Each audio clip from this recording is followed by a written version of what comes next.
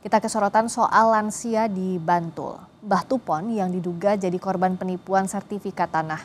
Kepolisian Daerah Istimewa Yogyakarta menyatakan komitmennya untuk mengungkap semua yang terlibat dalam kasus penyerobotan tanah milik Mbah Tupon. Korban mengaku telah melaporkan 5 orang dalam kasus ini. Pihak yang dilaporkan adalah tetangga yang meminta sertifikat Mbah Tupon dengan dalih akan membantu proses pecah sertifikat. 2 orang yang diminta mengurus pemecahan sertifikat oleh tetangga Mbah Tupon, seorang pejabat pembuat akta tanah, dan pembeli yang namanya kini tertulis pada sertifikat tanah Mbah Tupon. Kabid Humas Polda DIY, Kombes Pol Ihsan menyebut, polisi telah menerima laporan Mbah Tupon pada 14 April lalu.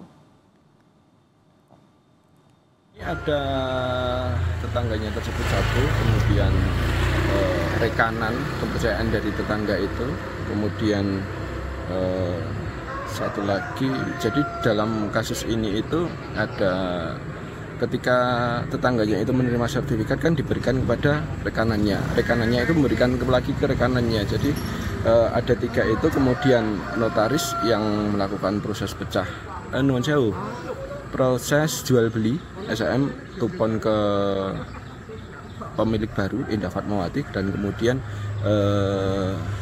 satu lagi pembelinya atas nama Indah Fatmawati.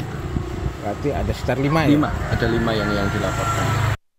Korban bersama ahli warisnya mendatangi Polda DIY untuk melaporkan peristiwa tersebut, dan setelah kami terima laporannya di SPKT, dan saat ini prosesnya masih bergulir di penyidik di Treskrimum Polda DIY. Kantor Kementerian Agraria dan Tata Ruang Badan Pertanahan Nasional Kabupaten Bantul tengah menginvestigasi kasus tanah Mbah Tupon. Kantor ATR BPN Kabupaten Bantul telah memblokir sertifikat tanah terkait kasus Mbah Tupon. Kepala Kantor ATR BPN Kabupaten Bantul, Tri Harnanto, menyatakan telah melakukan penyelidikan di sejumlah tempat, mulai dari pemantauan lokasi tanah Mbah Tupon, pemeriksaan silang di kantor pemerintahan setempat, hingga mendatangi kantor pejabat pembuat akta tanah. Namun saat mendatangi kantor PPAT yang membuat sertifikat tanah Mbah Tupon atas nama orang lain, ternyata kantor PPAT itu tutup. Untuk kelancaran investigasi, kantor ATR BPN Kabupaten Bantul juga telah memblokir sertifikat tanah Mbah Tupon yang kini berganti nama pemilik.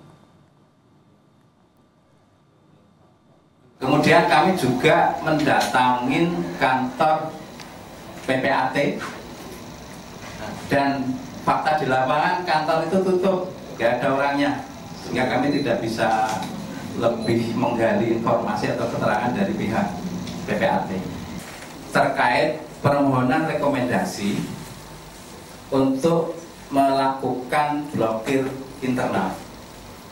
Ini didasari juga dengan fakta-fakta bahwa kasus ini begitu masif.